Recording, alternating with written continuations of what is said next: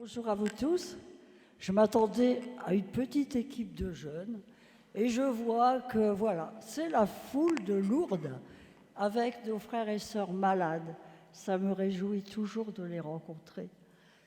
Et voilà, donc je suis heureuse d'être parmi vous aujourd'hui, simplement pour venir témoigner des merveilles de Dieu. Les merveilles de Dieu dans ma vie, certes, mais qui nous renvoient aussi à chacune de nos vies. Alors je me présente, donc je m'appelle Bernadette de mon nom de baptême. Je suis née dans le nord de la France, à Reims, près de Valenciennes, dans une famille ouvrière très modeste, on n'avait pas d'argent. Et j'étais l'aînée de 6 enfants.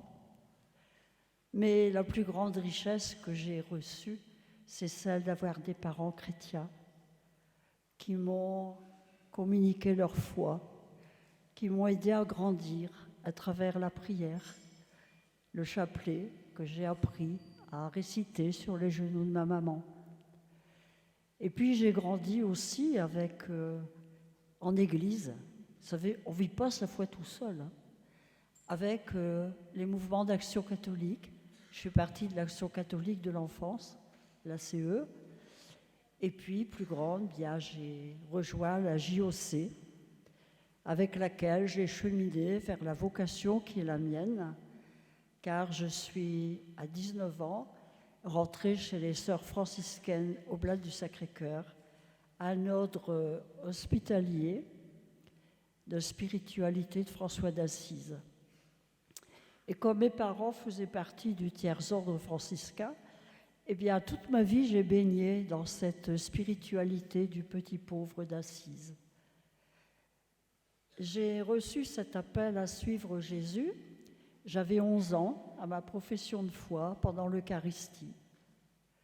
Et puis, j'ai grandi avec cet appel, épaulée par ma famille, parce que j'étais l'aînée. Mes parents auraient eu besoin de mon travail, mais ils étaient, dans leur pauvreté, très généreux, et ils ont dit oui au Seigneur, et à 19 ans, ils m'ont laissé partir. Et j'avais toujours rêvé d'être infirmière, de consacrer ma vie aux soins des malades et des plus pauvres. Et comme je n'avais pas d'argent, je n'ai pas pu faire d'études. Donc j'ai passé mon certificat d'études, puis j'ai appris, comme toutes les filles de cette époque-là, pour celles qui sont de ma génération, la coupe et la couture, c'était la mode. On n'avait pas beaucoup de débouchés à l'époque. Je sais que j'avais dit à maman, mais moi je ne veux pas faire des robes de bonne sœur toute ma vie, tu comprends. Moi j'avais qu'une envie, c'est d'aller au service. Et puis je rentre dans la congrégation, je fais ma formation, et puis j'ai la chance qu'on me propose de faire mes études d'infirmière. Vous imaginez ma joie, hein, vous les jeunes là, quand on rêve de devenir ceci ou de faire cela. Hein. Et puis, voilà, ce coup-ci, ça marche, c'est bon.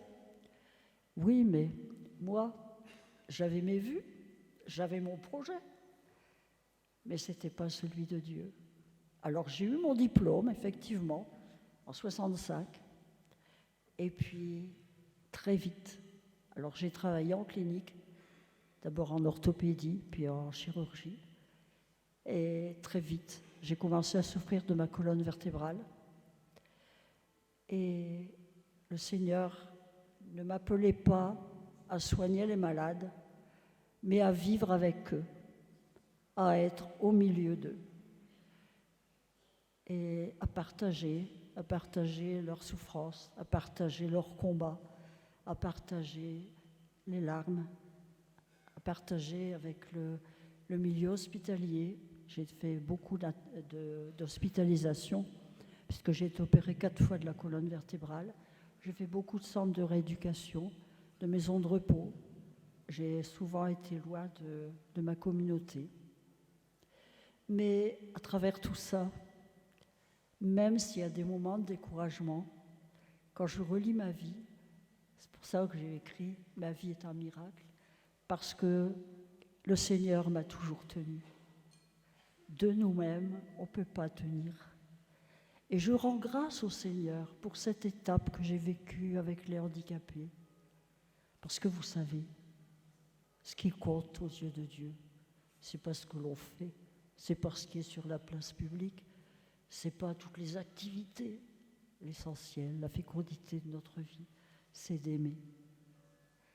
Alors voilà, j'ai donc pendant 42 ans galéré entre les hospitalisations, entre la dégradation, puisque j'étais opérée 4 fois, j'avais au départ hernie discale, et puis ça s'est toujours aggravé au plan neurologique, et j'avais donc le syndrome de la queue de cheval.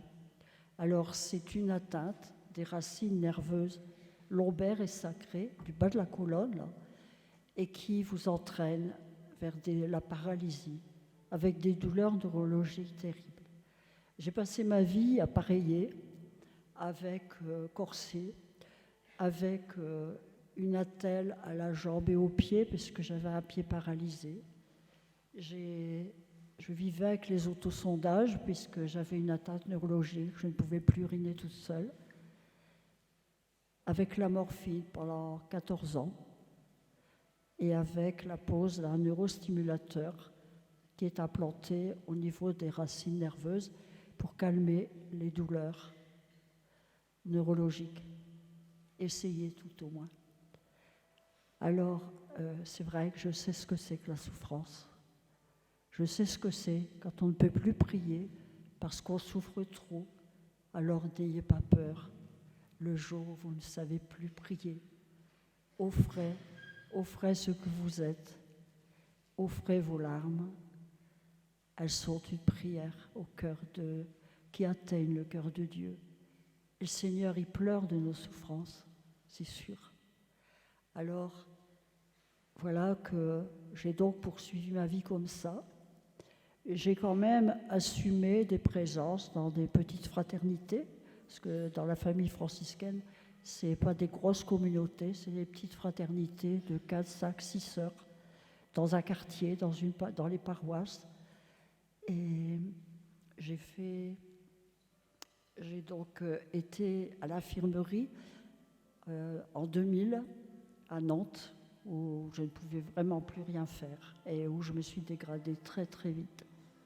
Je savais que je finissais dans la dépendance. Et puis voilà qu'en 2006, ma supérieure générale, éclairée par l'Esprit Saint, comme sont souvent les responsables, n'est-ce pas, on me propose de venir pour 3 mois rejoindre la fraternité de Bresles, dans l'Oise, près de Beauvais, pour rejoindre les 3 sœurs, pour faire la 4e, pour 3 mois, parce qu'il manquait une sœur pour l'accueil. Alors, j'étais plus capable de grand-chose, mais accueillir, écouter, j'étais capable, dans un fauteuil.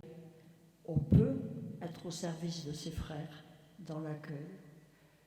Alors, j'ai accepté, et je venais pour 3 mois, et je commence ma 16e année.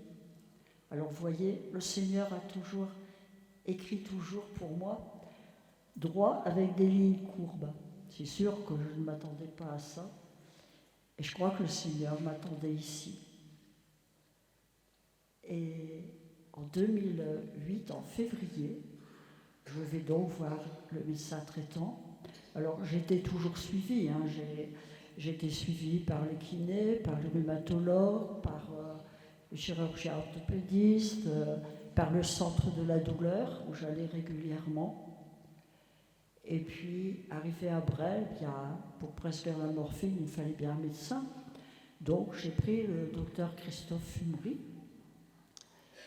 Et ce médecin, dépourvu, il me prescrit la morphine et puis il me dit « Accepteriez-vous de venir à Lourdes avec les malades du diocèse au mois de juillet ?» Vous savez, ma réponse, elle a été « Mais docteur, il y a de belle lurette que je ne crois plus au miracle. » Je me suis trouvée bête après. Mais bon, si, j'y crois. Sauf que pour moi, j'étais en fin de course. Je ne m'attendais vraiment pas à rien du tout et je ne le demandais même pas. Et ce médecin, c'est un médecin qui, depuis l'âge de 17 ans, vient au service des malades, est venu comme brancardier. Et puis, il a continué en tant que médecin. Et aujourd'hui, depuis des années, il est responsable de tous les malades qui viennent à Lourdes tous les ans. Mais cette invitation, elle m'a habitée. Et j'ai pris conscience que, eh bien, c'était les 150 ans des apparitions de Marie à Bernadette. Alors, je m'appelais Bernadette, mais j'ai dit, mais Seigneur, c'est une grâce. Tu me proposes de te rejoindre avec Marie, prendre quelques jours près de toi pour rejoindre le Seigneur comme vous faites aujourd'hui. Et du coup, je me suis préparée dans la prière tous les jours jusqu'au mois de juillet. Arrive le 4 juillet, où on se met en route, et je dis toujours que, vous savez, le charisme de Lourdes, c'est la fraternité. Est-ce que vous en êtes persuadés? Quand je suis arrivée sur le quai de la gare de Beauvais, moi je connaissais absolument personne, parce que je sortais pratiquement pas. Et la manière dont les hospitaliers nous accueillent, la manière dont on s'accueille mutuellement, les uns les autres, les pèlerins, les malades, on ne voit plus finalement l'apparence, on ne voit plus qui est malade et qui ne l'est pas, parce que quelque part, jeune ou vieux, on a tous des blessures en nous, on a tous des choses qui nous font mal. Et voilà, on part ensemble près de Marie, et bien lui présenter toute cette vie. Alors, qu'est-ce qu'on fait quand on arrive à Lourdes? Qu'est-ce qu'on fait? Qu'est-ce que vous avez fait en arrivant à Lourdes? On va à la grotte. Et c'est vrai que je connaissais Lourdes. La première fois que je suis venue, j'avais 11 ans. C'était le curé de ma paroisse qui m'avait payé le voyage de Lourdes pour ma profession de foi. La deuxième fois, j'y suis revenue parce que j'avais gagné le concours de la vie catholique avant de rentrer dans la vie religieuse, au Rosaire en 58. Et puis, je suis revenue avec ma petite sœur, Monique, 24 ans, pour demander sa guérison. Elle n'a pas guéri. Elle est partie chez le Seigneur 3 mois après. Mais elle était prête. Et puis, je suis revenue avec mon autre petite sœur, maman de 5 enfants. Elle n'a pas guéri. Elle est partie vers le Seigneur. Mystère. Mystère. Pourquoi? Et puis, je suis revenue avec mon frère, mort du cancer. Si bien que dans toute l'équipe, eh bien, il ne reste plus que moi, l'aîné, et le plus jeune, qui a 11 ans, 2 mois que moi, que je confie à votre prière, parce qu'on vient de lui découvrir un cancer, lui aussi. Alors, je le confie à votre prière. Alors, voilà. Mais je venais, non pas pour demander à Marie de me guérir. Je n'ai jamais demandé la guérison, pour moi, jamais. Mais pour avoir la force.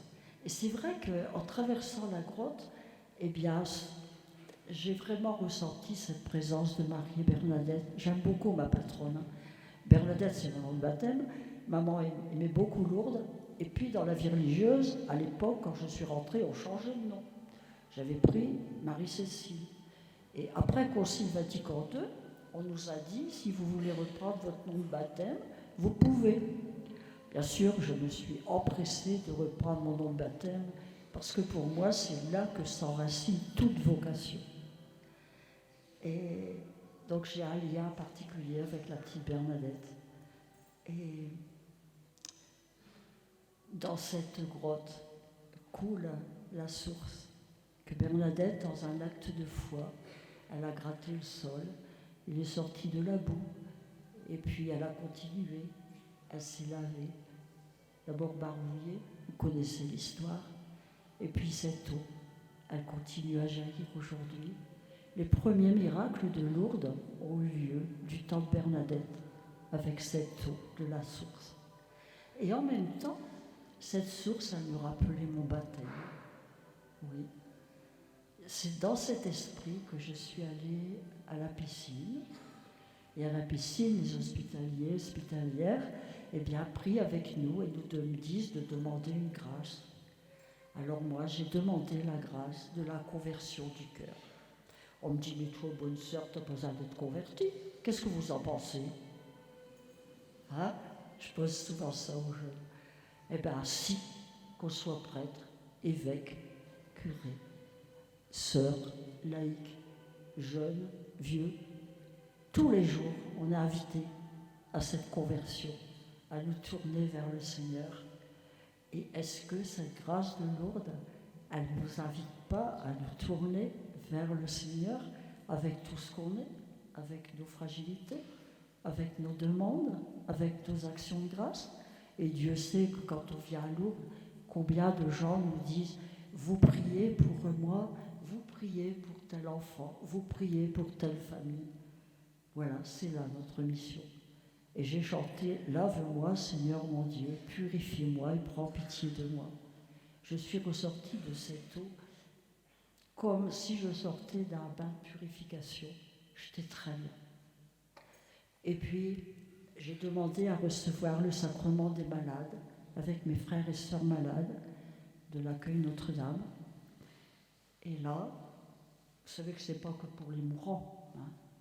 Le sacrement des malades, c'est pour avoir la force. Et moi, j'avais besoin de cette force du Seigneur pour continuer ma vie dans la souffrance, pour continuer ma vie dans la fidélité, dans l'offrande. Parce qu'humainement parlant, on est tous pareils, on est tous des pauvres types devant la souffrance. Mais j'avais besoin de cette grâce du Seigneur pour être fidèle jusqu'au bout. Alors, j'ai donc reçu ce sacrement, la force de l'Esprit Saint, pour poursuivre le chemin. Et bien sûr, j'ai vécu le sacrement de réconciliation, qui est ce sacrement de la rencontre, de la miséricorde de Dieu. Oui, c'est pas un défilé de péché, c'est devant le Seigneur, devant son amour infini, comment je suis, comment je me retrouve. Et en fait, c'est moi qui me juge, c'est pas le Seigneur. Et le Seigneur, il nous fait toujours miséricorde, quel que soit notre péché, si nous revenons à lui. On perd un peu le sens de la confession. Je m'en suis rendu compte là pendant le carême. Nos prêtres sont venus, très peu de gens sont venus se confesser. On perd le sens du péché. Et pourtant, on est solidaire du péché du monde. Et on a besoin de recevoir cette grâce du pardon, cette miséricorde. Et puis, j'ai vécu, bien sûr, la plus belle expérience de ma vie, celle avec la procession du Saint-Sacrement. On partait, je ne sais pas si c'est remis en route ça, mais de la grotte jusqu'à la basilique Saint-Pie-X en procession. Et le Seigneur marche au milieu de nous, à travers l'Eucharistie. Et arrivé à la basilique Saint-Pie-X, il y a ce temps de silence, ce temps d'adoration, de louange. Et ensuite, il y a la bénédiction des malades. Et j'étais comme vous, là, en fauteuil roulant, devant, quand notre évêque, c'était Monseigneur James à l'époque, qui est archevêque de Bordeaux maintenant, et quand il a béni les malades et qu'il est passé devant moi, j'ai vécu une expérience qui m'a dépassée. J'ai vraiment ressenti cette présence de Christ vivant et ressuscité dans l'Eucharistie. Et puis j'ai reçu ces paroles dans mon cœur. Je vois ta souffrance, celle de tes frères et sœurs malades, et toi, donne-moi tout. J'ai prié, j'ai renouvelé le don que j'avais fait de ma vie au Seigneur avec toute ma fragilité.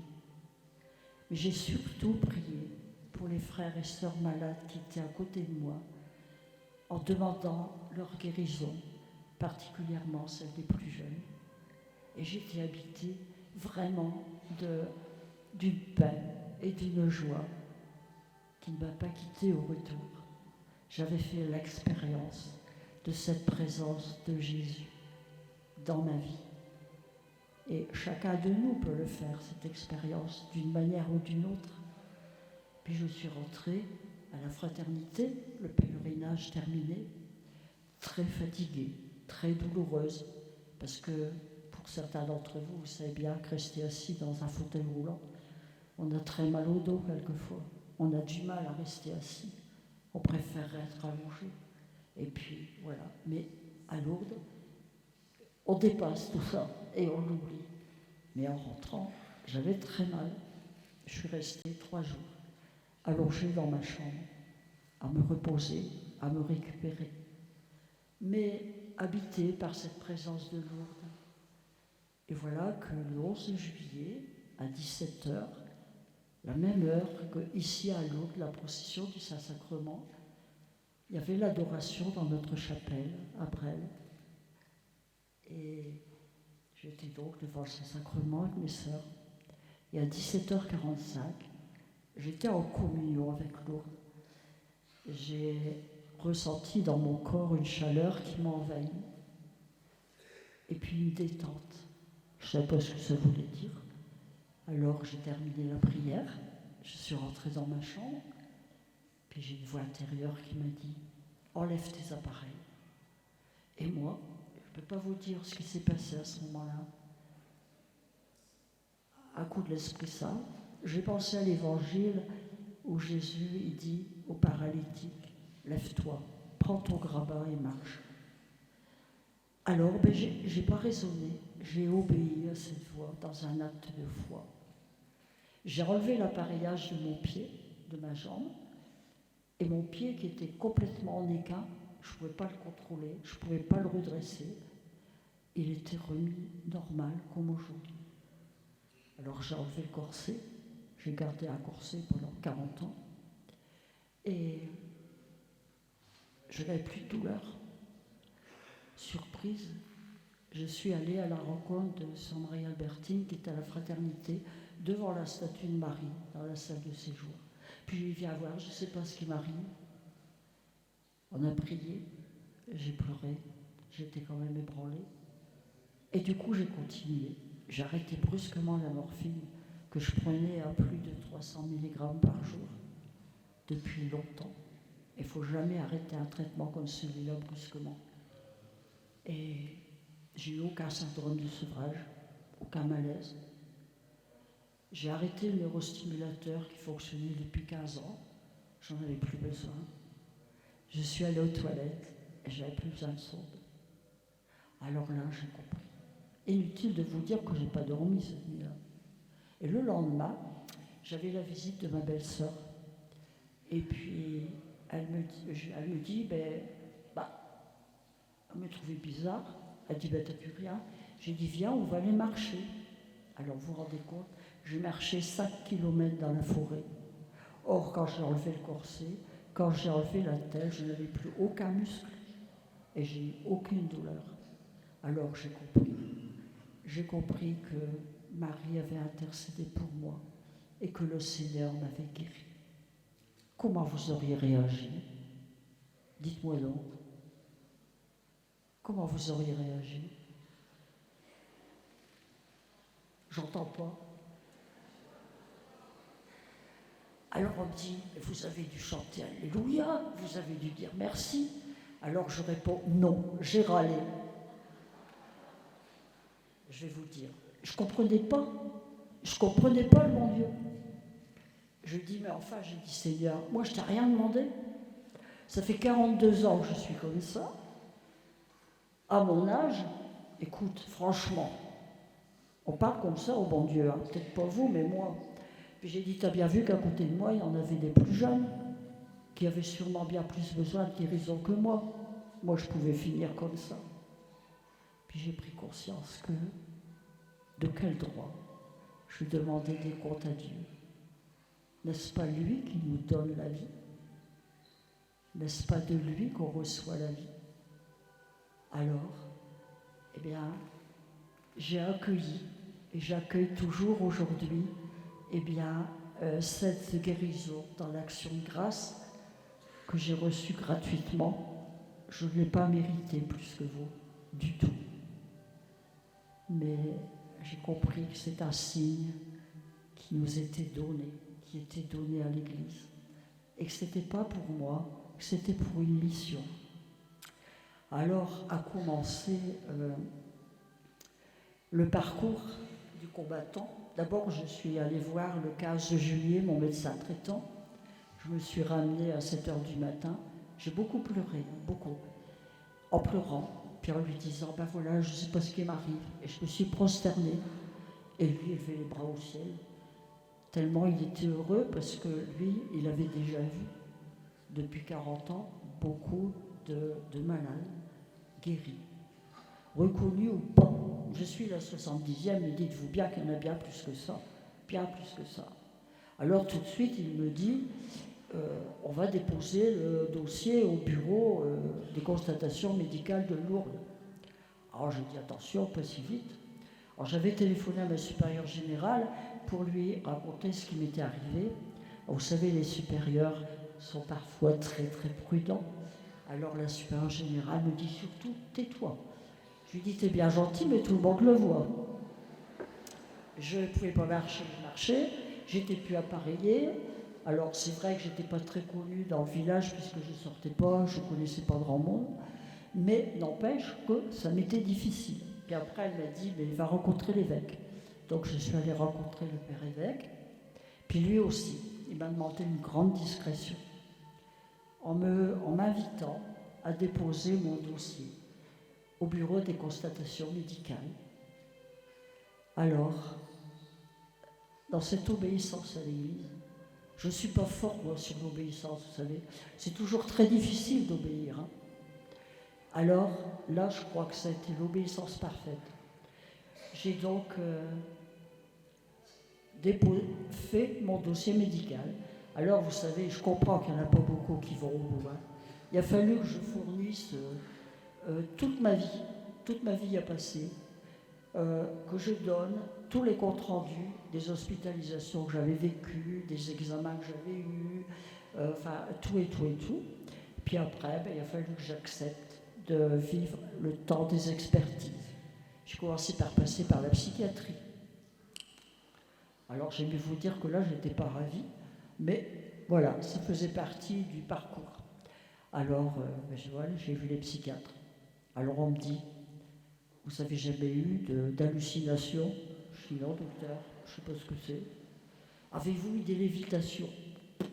Oh, j'ai dit, écoutez, encore moi j'ai jamais quitté le plancher des vaches. J'ai jamais eu des signes extraordinaires. Alors, voilà. Alors, tout ça, c'est pour voir si c'est vrai, si vous n'avez pas fabulé, si ce n'est pas des histoires. Et on creuse au maximum. Et je me suis rappelé quand le Seigneur me dit « donne tout », je crois que ça en fait partie, d'accepter de tout livrer. Vos parents, votre famille, c'est obligé de raconter votre histoire. Vos frères, vos sœurs, s'ils sont encore en vie, quoi, ils sont morts, etc. C'est incroyable. Je comprends qu'il y en a qui ne vont pas au bout. Et puis, donc, ça a duré pendant 8 ans. Alors, pendant 8 ans, à chaque fois que je venais à Lourdes, j'allais au bureau médical, puis 3 fois, il y a eu des réunions avec une centaine de médecins, infirmiers, monde hospitalier, et où mon dossier était remis sur le tapis. Il fallait que je recommence mon histoire à chaque fois. Et puis après, ils votaient. Et ça remontait au bureau des constatations médicales internationales, qui est composé d'une trentaine de professeurs de toutes spécialités, de toutes nationalités, et souvent des jeunes qui ont besoin de signes scientifiques, d'explications scientifiques. Alors, ça a duré comme ça jusqu'en novembre 2016. Et le 16 novembre 2016, le comité médical international a voté à l'unanimité, moins une voix, qu'il reconnaissait que c'était une guérison inexpliquée dans les connaissances scientifiques actuelles. Parce que les médecins n'emploient jamais le mot miracle. Ce mot miracle n'appartient qu'à l'Église. Il n'y a que l'Église, parce que c'est un signe de Dieu. Alors, j'ai donc la réponse, et l'évêque de Lourdes a envoyé à mon évêque, qui est encore évêque aujourd'hui, Monseigneur Jacques-Benoît Gonin, la réponse du Bureau médical international. Et après, il m'a dit, ce que les évêques, hein, quelquefois, ils ne sont pas très hardis. Hein. Et il dit, qu'est-ce que je vais faire de cette grâce? Je ne peux quand même pas l'enterrer. Parce qu'il y a beaucoup de dossiers où c'est resté dans les tiroirs quand c'est arrivé à l'évêché. Tandis que lui, il a eu quand même à cœur de reconnaître ce signe du Seigneur. Mais moi, personnellement, je ne pensais jamais que ça aurait été au bout. Et donc, lui, il a refait une commission. Il n'y a qu'à Lourdes qu'on voit ça. Il n'y a qu'à Lourdes. Pour les canonisations, c'est pas si compliqué. Et donc,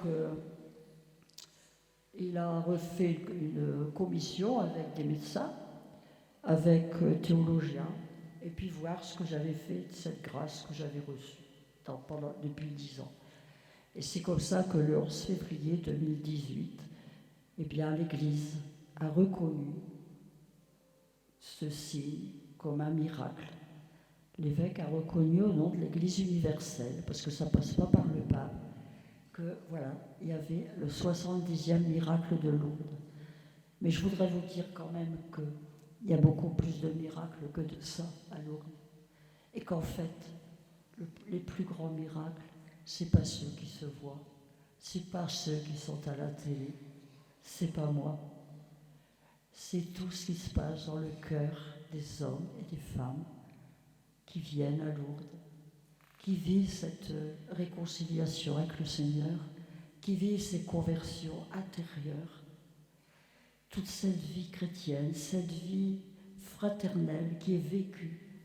Parce que pour moi, Lourdes, c'est vraiment le lieu de la fraternité universelle, où chacun est accueilli tel qu'il est, sans jugement, qu'il soit chrétien ou non, de tous âges, de toute nationalité. Et je me souviens au mois d'août, quelqu'un disait à Monseigneur au Petit, eh bien, Lourdes, c'est vraiment le monde à l'envers. Et lui, il a répondu, non, Lourdes, c'est le monde à l'endroit. Parce que dans notre monde, c'est ça qui devrait exister. C'est vrai. Donc, pour ceux et celles qui ont vu le documentaire sur Lourdes, fait par des cinéastes qui ne sont pas forcément chrétiens, et comment ils ont perçu justement cette fraternité à Lourdes, où vraiment la fragilité, elle est mise en avant. On n'a pas peur de ce qui est abîmé. On n'a pas peur de l'un de nos frères, qu'il soit autre que moi. On accueille la différence. Et c'est pareil pour les hospitaliers qui donnent une semaine de leurs vacances à leurs frais pour venir soigner les malades. Et Dieu sait que les malades peuvent en témoigner, c'est vraiment un temps où ils sont accueillis pour eux-mêmes, où ils sont écoutés, où ils sont choyés. Combien de larmes à la fin des pèlerinages. Et je vous le dis parce que, bien sûr, l'année suivante, vous pensez bien que je ne suis pas restée les pieds dans le même sabot. Moi, dès que j'étais guérie, je n'ai pas attendu d'être connue. Je me suis remis au service de mes frères, déjà de ma paroisse, et puis je me suis engagée dans l'hospitalité. Donc, tous les ans, je viens avec des malades. Et je peux dire que la grâce de l'eau, je l'ai palpée à chaque fois. On est venu avec des grands malades de ma paroisse, accompagné, le docteur Fumery, que j'ai accompagné dans la paroisse. Et combien de grands malades sont arrivés dans un état physique lamentable. Ils sont repartis dans le même état. Mais ô combien réconciliés avec le Seigneur. Pas forcément des gens qui allaient à la messe tous les dimanches, des familles qui ne pratiquaient pas forcément, mais pour les avoir accompagnés chez eux ou en soins palliatifs. Comment ils sont partis dans la paix. Alors n'ayez pas peur d'inviter vos frères et sœurs malades, même à l'extrême, pour venir goûter cette grâce de Lourdes. Puis j'invite les jeunes, vraiment, partout où je passe, je fais de la pub, d'inviter les jeunes à venir servir les malades. je crois que on en part tout autre. On en part tout autre. On reçoit autant des malades que l'on donne. Et les malades reçoivent de vous autant que vous donnez. Et je trouve que là, il y a un partage extraordinaire et vraiment une grâce. Alors, je peux témoigner qu'en faveur de la vie, vous pensez bien, une vie aussi cabossée qu'elle soit, Dieu peut toujours la restaurer. Alors, je le dis, on est dans une société où on banalise un peu l'avortement. Alors, je ne juge pas, je ne me permettrai pas. Mais en même temps, ça nous donne à réfléchir. La vie est sacrée. La vie, elle nous est donnée. Et parfois, même des vies abîmées avec le handicap peuvent rayonner de la présence de Dieu. Et quand on voit Claire-Marie, le dimanche, quand elle est trisomique, vous devez la connaître, qu'elle est au chapelet, eh bien, Claire-Marie, moi, elle me fait prier. Claire-Marie, elle est pour moi un modèle. Elle me conduit à Jésus. La manière dont elle est là devant Marie et qu'elle porte la prière, et je sais, parce que je la côtoie beaucoup, combien elle écoute. On lui confie des intentions. Et elle les note sur son petit carnet le soir. Et tous les jours, elle prie avec. Et quand elle voit des mamans qui sont enceintes, elle dit « Tu vas le garder, hein. Je l'ai vu de mes yeux. Tu vas le garder. » Oui, parce que tu sais, moi, c'est vrai qu'il me manque, j'ai un chromosome en trop, mais je suis tellement heureuse de vivre. Ma maman m'a abandonnée, mais elle a une maman adoptive. Et c'est un rayon de soleil. C'est comme Jeanne Pelin. Certains l'ont sûrement peut-être rencontrée ou connue. Jeanne, elle est myopathe depuis l'âge de 5 ans. Elle est en fauteuil roulant. Elle ne peut plus rien faire. Rien. Et pourtant, je l'ai rencontrée. Elle a écrit un livre, Résiste, je vis dans un corps que je n'ai pas choisi. Cette femme, elle rayonne de la présence de Dieu. Aujourd'hui, elle est rentrée dans un monastère. Je dis bravo à ce monastère qui l'a accueillie dans sa dépendance totale. Elles ont accueilli une fragilité extrême, mais en même temps, elles ont accueilli la lumière de Jésus dans sa pauvreté et dans sa limite. Et ça, pour moi, Jeanne, quand elle parle aux jeunes, elle dit, je reprends un extrait de son livre, elle dit « À ceux qui me demandent encore comment je peux croire en Dieu alors que je suis touchée par la maladie, je ne peux redire que Dieu ne veut pas mon malheur. Comment pourrais-je en vouloir à mon Dieu qui m'aime? La maladie ne m'empêche pas de croire. Je ne demande pas la guérison pour moi-même. Si ma foi n'est certainement pas basée sur des signes manifestes de l'existence divine, je me suis mise à espérer un miracle pour l'un ou pour l'autre. J'aime croire que mon Dieu tout-puissant n'est pas indifférent au malheur des autres. Dieu est là pour tous les temps, que la vie soit facile ou tumultueuse. Mais Dieu est avec nous à chaque instant. Mais quand la vie est belle, nous avons tendance à l'oublier. Sa présence à nos côtés, j'en suis certaine. Et moi, je témoigne de la même façon. Dieu m'a porté plus d'une fois. Et si Dieu ne m'avait pas porté, moi aussi, je ne serais pas là au milieu de vous ce soir. Et le Seigneur, il nous invite à participer à sa croix. Et elle venait à Lourdes tous les ans.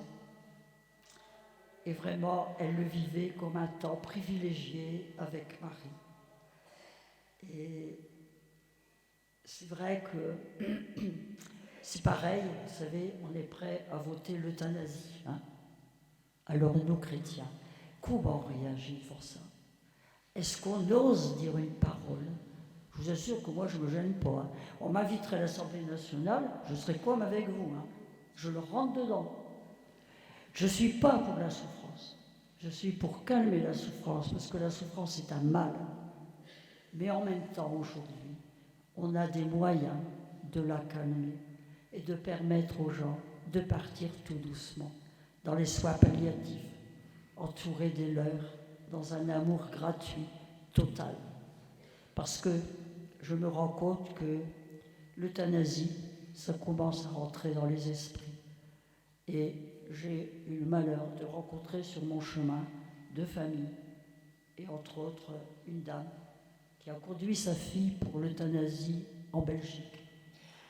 Si vous saviez aujourd'hui le dégât que ça fait, cette maman, sa fille avait 30 ans, cette maman, elle a voulu faire la volonté de sa fille. Hein. Mais je pense qu'elle n'a pas été suffisamment accompagnée. Et du coup, elle l'a fait. Aujourd'hui, cette femme, elle est culpabilisée à mort. Et je la ramasse parce que j'ai fait la sépulture avec les cendres de cette femme. Et enfin, pour moi, vraiment, c'est resté une image qui, tellement les personnes sont atteintes. Or, quand on vote ces lois, on ne voit pas ce côté de l'humanité. Et finalement, une vie aussi cabossée qu'elle soit, Dieu peut toujours la restaurer, même à la dernière minute. J'en suis certaine.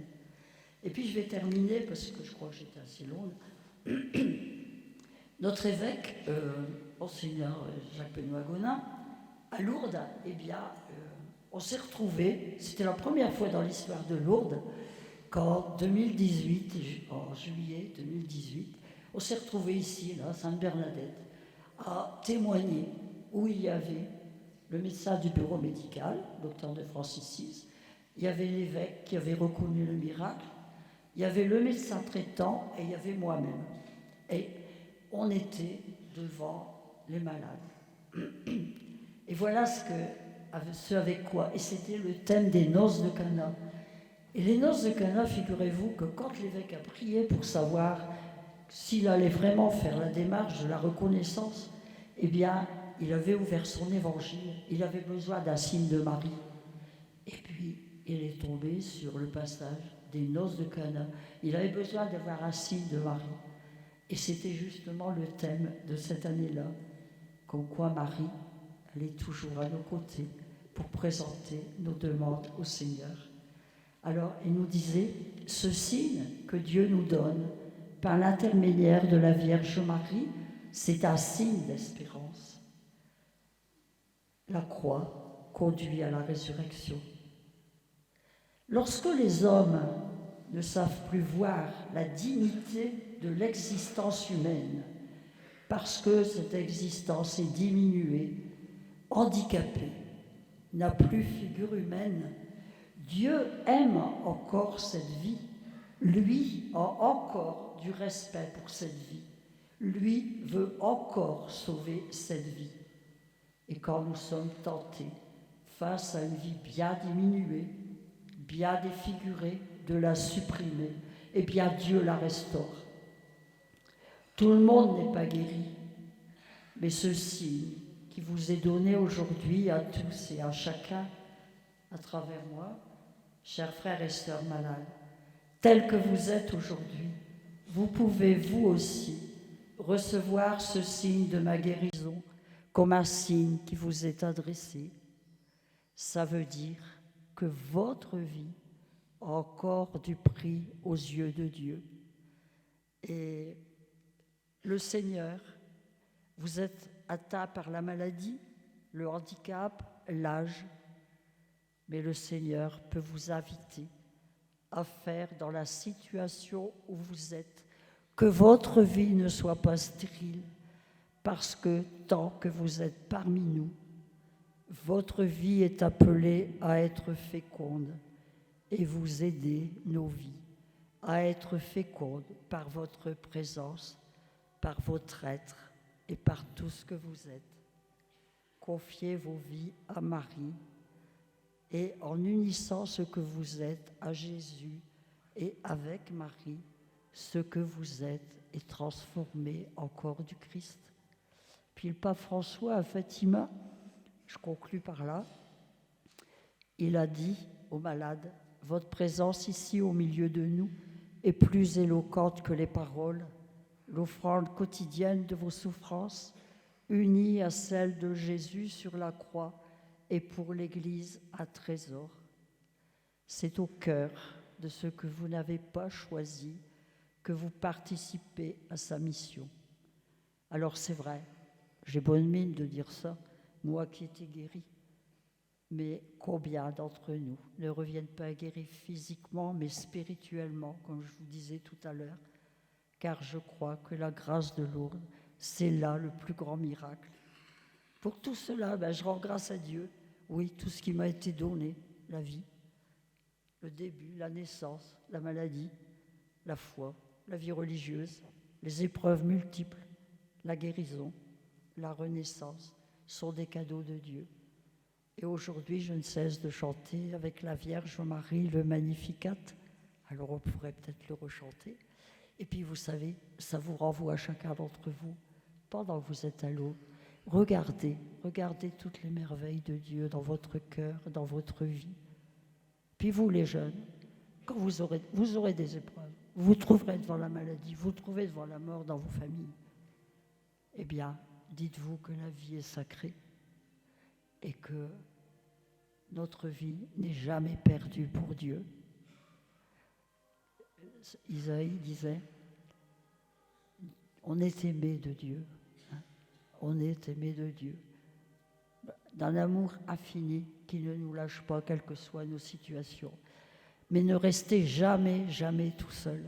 Et dans les difficultés, confiez-vous, parlez. Il y a trop de suicides de jeunes maintenant, parce qu'ils n'ont pas su parler à quelqu'un. Alors, si vous avez la chance d'être accompagné, ne restez jamais seul. On ne vit pas sa vie tout seul. Moi, j'ai été sauvé par les autres. Amen.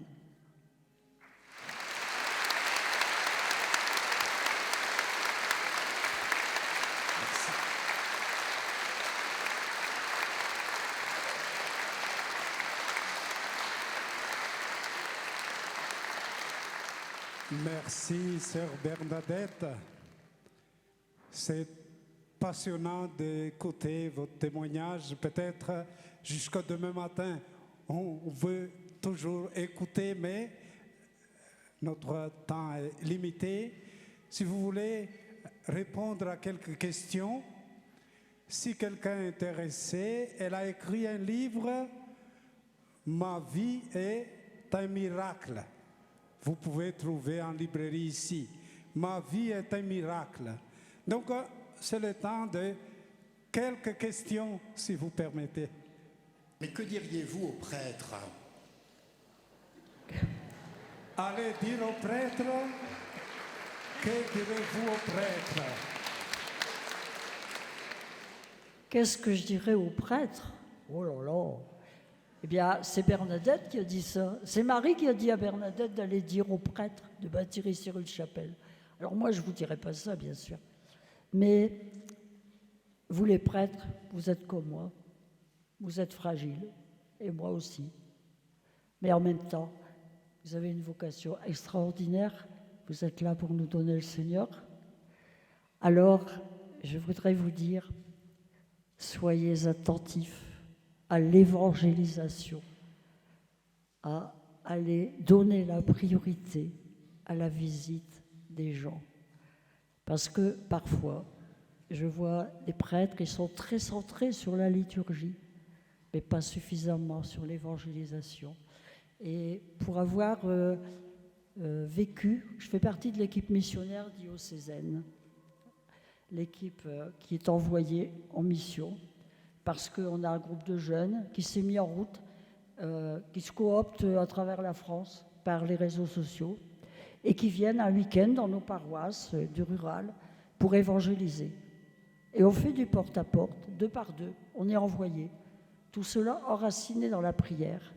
Et je découvre combien le monde est en attente, combien les gens, finalement, sont accueillants.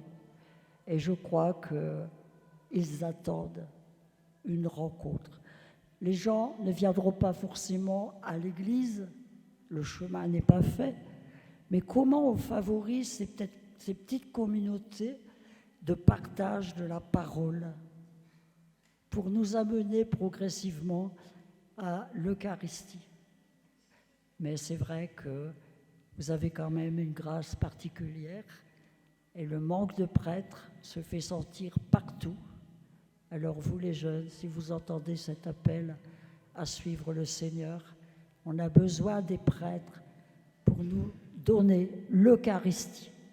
Cette Eucharistie qui pour moi m'a guéri. Voilà. Merci beaucoup. La question est la suivante. Si ça m'arrivait à moi, vous avez une grosse foi, la mienne est beaucoup plus petite, et donc je me dirais, pourquoi suis-je privilégié? En gros, pourquoi moi? Il y a longtemps que je voulais vous poser cette question. Merci. Pourquoi moi? J'ai pas de réponse. Pourquoi moi? Oui. J'ai pas de réponse, sinon celle que le Seigneur m'a donné cette grâce pour me donner cette mission. Pourquoi moi? Pour être un instrument, pour être simplement celle qui je vais de ville en ville. Je n'arrête pas de voyager malgré mon âge. On me dit, vous avez besoin d'un chauffeur? Oh non, je conduis. Et voilà, le Seigneur avait besoin d'un instrument pour évangéliser. Alors, je le reçois tout simplement avec cette grâce que j'ai reçue pour dire à mes frères, ne désespérez jamais que Dieu nous aime, quelle que soit notre situation. Et prenons toujours la main de Marie pour marcher jour après jour. On va chanter un Je vous salue Marie quand même. Hein? Magnificat, Magnificat anima mea, Dominus, Magnificat, Magnificat, Magnificat anima mea, Magnificat, Magnificat, Magnificat anima mea, Dominus, Magnificat, Magnificat, Magnificat anima mea. Merci à chacun d'entre vous. Et puis bon pèlerinage. Merci à Sœur Bernadette. Merci beaucoup pour votre témoignage.